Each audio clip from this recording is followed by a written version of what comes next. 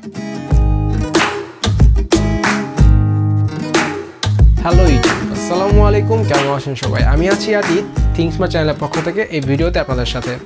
তো আজকে আমরা VRM সম্বন্ধে কথা বলবো, ভোল্টেজ রেগুলেটর মডিউল, যা মাদারবোর্ডের খুবই গুরুত্বপূর্ণ একটা পার্ট। তো VRM সম্বন্ধে আপনাদের যত প্রশ্ন আছে আজকে এই ভিডিওতে আপনারা সমস্ত আনসার পেয়ে যাবেন এবং আপনারা নিজে এক্সপার্ট হয়ে যাবেন VRM সম্বন্ধে। তো আপনি যখন এটা মাদারবোর্ড সিলেক্ট করতে যান তখন আপনি দেখতে পারবেন যে মাদারবোর্ডে সব কিছু লেখা আছে কিন্তু VRM সম্বন্ধে কোনো কিছু লেখা নাই।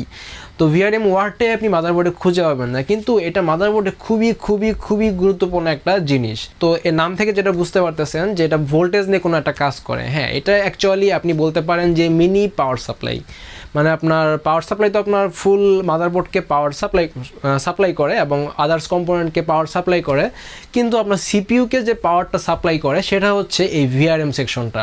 তো VRM সেকশনটা অ্যাকচুয়ালি ভোল্টেজকে কনভার্ট করে। মানে আপনার যে পাওয়ার সাপ্লাইটা সেটা কী করে, আপনার লাইন ভোল্টেজ যে 220 ভোল্ট থাকে, এসি ভোল্ট, হাই ভোল্টেজ, সেটাকে ডিসি 12 ভোল্ট, 5 ভোল্ট, 3.3 ভোল্ট এরকম ভোল্টেজে নামায় নিয়ে আসে।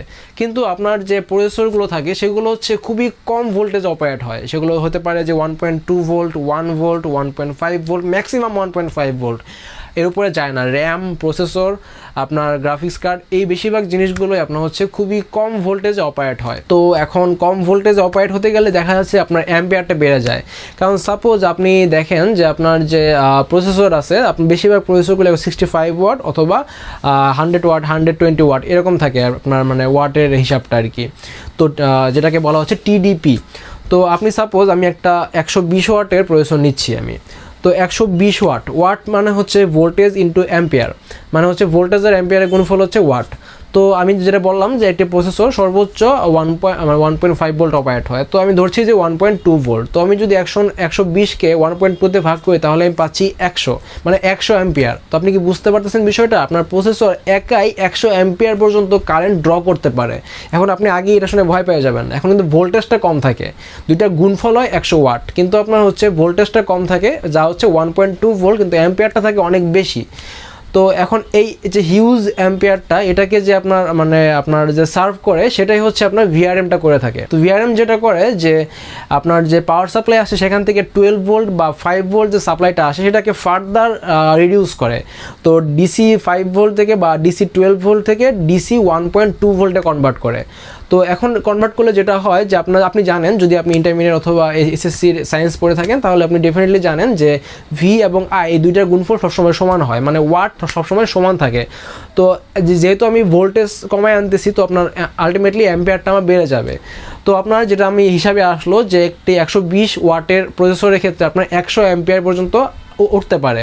তো আপনাকে 100 অ্যাম্পিয়ারটা কত বড় আপনাকে একটা ধারণা দিচ্ছি আমি। তো এটা ধারণা দেওয়ার জন্য ধরুন যে আপনার যে বাসায় যে মাল্টিপ্লাগগুলো থাকে, মানে ভালো কোয়ালিটির মাল্টিপ্লাগগুলো, ধরুন ক্লিক অথবা ফিলিপস, মানে ভালো কোয়ালিটির যে মাল্টিপ্লাগগুলো আছে, এই মাল্টিপ্লাগগুলোতে 11 অ্যাম্পিয়ারের কাট আউট থাকে, মানে 11 অ্যাম্পিয়ারের উপরে এটা আর লোড নিতে পারে না।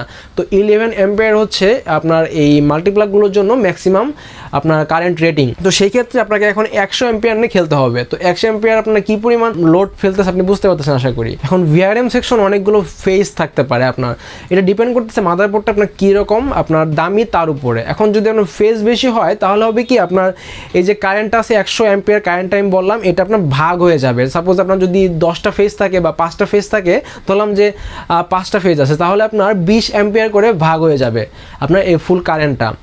তো আপনি বুঝতে পারতেছেন ইজিলি যে ফেজ যদি বেশি হয় তাহলে আপনার লোডটা কম পড়বে, হিট কম হবে, আপনার ভোল্টেজটা স্টেবল থাকবে, আপনি সহজে ওভারক্লকিং করতে পারবেন। আর আরেকটা যেটা বিষয়, যদি আপনার VRM সেকশনটা দুর্বল হয় তাহলে কিন্তু আপনার ভোল্টেজ স্টেবল থাকবে না, যার ফলে আপনার পারফরমেন্স ড্রপ হবে অথবা আপনার ডেস্কটপের খুবই গুরুত্বপূর্ণ কোনো হার্ডওয়্যার নষ্ট হয়ে যেতে পারে এই আনস্টেবল ভোল্টেজের কারণে। আর যদি আপনি ওভারক্লক করে থাকেন তাহলে তো VRM খুবই গুরুত্বপূর্ণ বিষয়। তো আপনাকে যদি ওভারক্লক করে থাকেন তাহলে আপনাকে অবশ্যই সেরকম হাই কোয়ালিটির VRM আছে সেরকম আপনার মাদারবোর্ড আপনাকে বেছে নিতে হবে। তো অ্যাকচুয়ালি VRMটা তৈরি হয় কি হয়, VRM তৈরি হয় মসফেট, চোক এবং ক্যাপাসিটর, মূলত এই তিনটা জিনিস নিয়ে। ডায়োডও থাকে, ডায়োডটা আমি কাউন্ট করতেছি না কারণ মূল বিষয় হচ্ছে তিনটাই। তো প্রথমে আছে মসফেট হচ্ছে এটা হাই স্পিড সুইচ। তো এটা যেটা করে আপনার হচ্ছে একটা সেমিকন্ডাক্টর বেসড একটা আপনার সুইচ, যারা হচ্ছে আপনার খুবই দ্রুত অন অফ হয়। তো এটা যে কাজটা করে যে আপনার মানে এই অন অফ হওয়ার মাধ্যমে ভোল্টেজটাকে কমায় নিয়ে আসে। আর হচ্ছে আপনার চোখ যেটা বললাম সেটা হচ্ছে অ্যাকচুয়ালি ইন্ডাক্টর।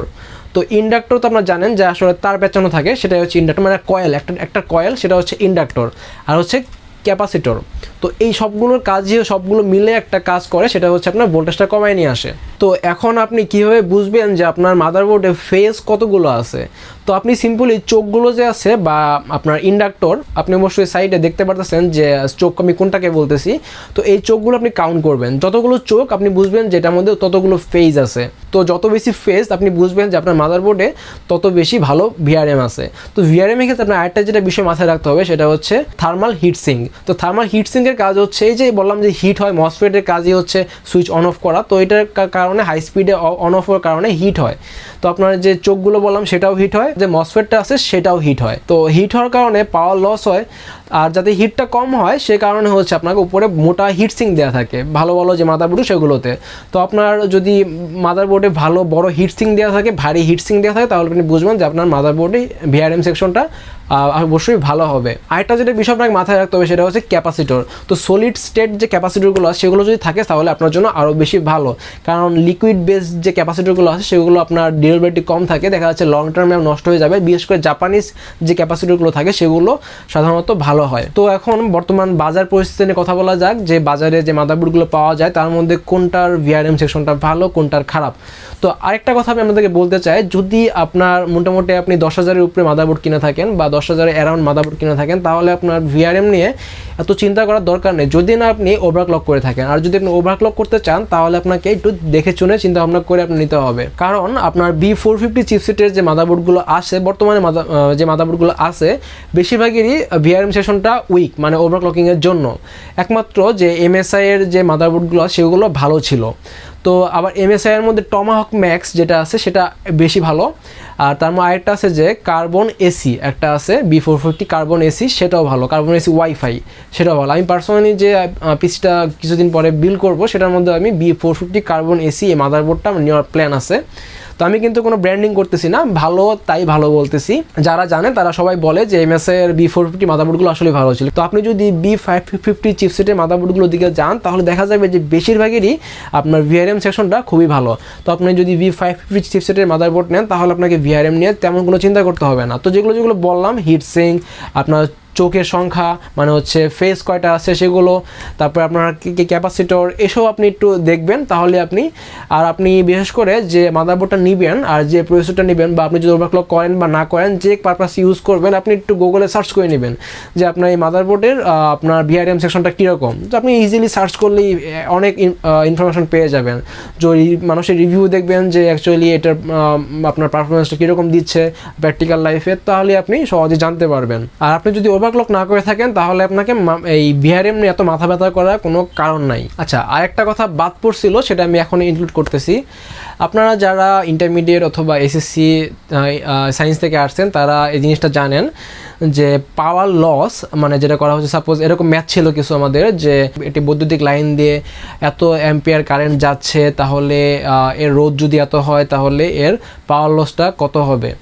তো আপনি সেক্ষেত্রে কী ছিল ইকুয়েশনটা, যে I²RT, ঠিক আছে। তো আপনি আর এর সমানুপাতিক কিন্তু I² বর্গের সমানুপাতিক, মানে হচ্ছে যে যদি আপনার আই যদি দ্বিগুণ হয় আপনার পাওয়ার লসটা হবে 4 গুণ, আই যদি 4 গুণ হয় আপনার পাওয়ার লস হবে 16 গুণ, মানে বর্গের সমানুপাতিক হারে বাড়তে থাকে। তো আপনি বুঝতে পারতেছেন যে আপনার যখন আপনার এরকম 100 অ্যাম্পিয়ারের মতো বড় একটা কারেন্ট যখন আপনার প্রবাহিত হবে তখন আপনার কী পরিমাণ পাওয়ার লস হইতে পারে। তো এই সব কারণে যেটা করা হয় যে মাদারবোর্ডে বা এই ধরনের সার্কিটে সাধারণত আপনার খুবই ভালো কন্ডাক্টর ইউজ করা হয়। বেশি দামি মাদারবোর্ডে হয়তো আপনার গোল্ড ইউজ করবে, কারণ গোল্ড সবচাইতে ভালো আপনার সুপরিবাহী, বৈদ্যুতিক সুপরিবাহী। তারপরে আছে আপনার সিলভার, আর তারপরে আছে আপনার কপার। এগুলো ডিপেন্ড করে মাদারবোর্ডের দামের উপরে। তো যদি ভালো মাদারবোর্ড হয় তাহলে গোল্ড ইউজ করলেও করতে পারে। তো আমি আর কোনো কিছু পাচ্ছি না ভিআরএম সম্বন্ধে বলার মতো, অনেক বকবক করলাম। আর যদি আমার এই ভিডিও তৈরি করার পরে মাথায় কিছু আসে আরও, আমি ভিডিওর ডেসক্রিপশনে প্রথম দিকে আমি নোট করে দিব, মানে যদি এক্সট্রা কিছু মাথায় আসে আমি কখনো, তো আপনি ভিডিও ডেসক্রিপশনে চেক করবেন। তো এই ছিল আজকে ভিআরএম নিয়ে কথাবার্তা। আশা করি ভিডিওটা আপনার কাছে অনেক ভালো লাগছে, অনেক ইনফরমেশন আপনি আশা করি এই ভিডিও থেকে পেয়েছেন।